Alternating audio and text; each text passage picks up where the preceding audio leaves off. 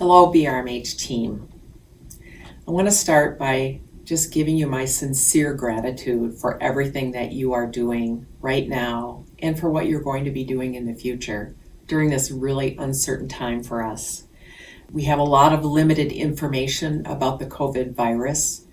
Recommendations are changing really rapidly. We're working very hard to keep up to date on all of those things. But I think it's important for us to talk about the fact that this is a pandemic. This is a different time. Things may seem normal wherever you live, where you're working. It may not seem like things are different, but things are different right now. We've seen what has happened with this virus in other communities, and it's starting to come to us right now, and we have time to prepare.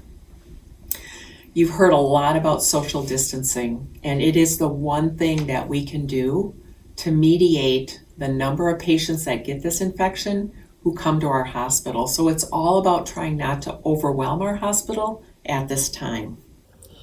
We can't control what this virus is doing to us.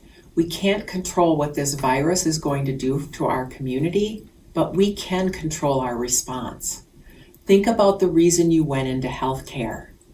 I'm a nurse. I went into healthcare to help people. People need us now more than they have ever needed us before. This is our call to action.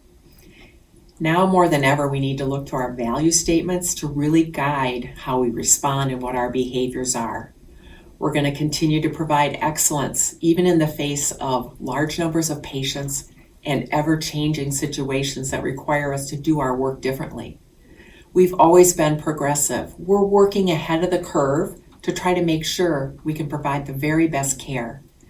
Our integrity and how we respond at this time will really show what you think about. It's hard decisions. It's things that you have to do, even when nobody's going to pay attention or you think nobody's looking, but it's the decision you make. Our compassion for our patients, for each other, is going to be really important. And of course, collaboration. We can't go through this alone. Our community is working together. So I really want you to think about what it is that you're concerned about, what you're afraid about. We all have fears. I have a 98-year-old mother-in-law.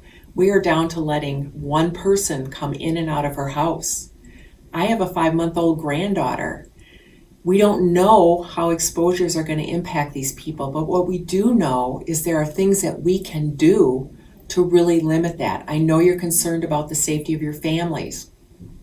Can't emphasize enough the standard precaution things that we do every single day: washing your hands, not drinking from the same glasses, making sure that you don't expose yourself to other people, and trying to keep your tight-knit family unit close together. You may have to come to work. Today is the first day that we've asked everyone who was working remotely to come into work. And why are we asking you to come here? We've got precautions in place here to keep you safe, to keep your family safe. But we need you here. We don't know how many patients we're going to be having. We may have to ask you to do something that isn't your usual job. I walked through the kitchen the other day and they offered me to bring me a hairnet if I needed to help. And I said, I know how to make a sandwich. There's things that we could do that would really help out. So be thinking about that. The fact that you have to work in another department, you're going to be able to provide a gift to somebody else and helping to support them and helping us to take care of our community. Our community is depending on us, and I'm depending on you. Remember, we went into healthcare for a reason, and it's to take care of each other and to take care of our community.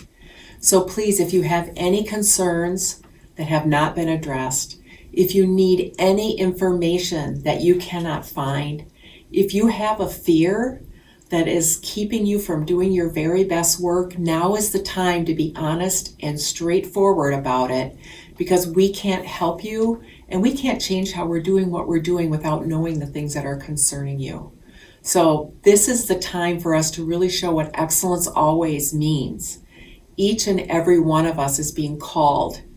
And again, I'm counting on you. So please, please step up to the plate. I'm going to end as I began. And that is with my sincere gratitude to each and every one of you. To those of you that are working in a department that you haven't usually worked in before. Those of you that came into work instead of working remotely from home today. And those of you who aren't sure where you're going to be working next or whether you're going to get to go home at all. We really need to look at these things. I want to make sure that you know how much you are appreciated for everything you are doing for our hospital and our community at this time.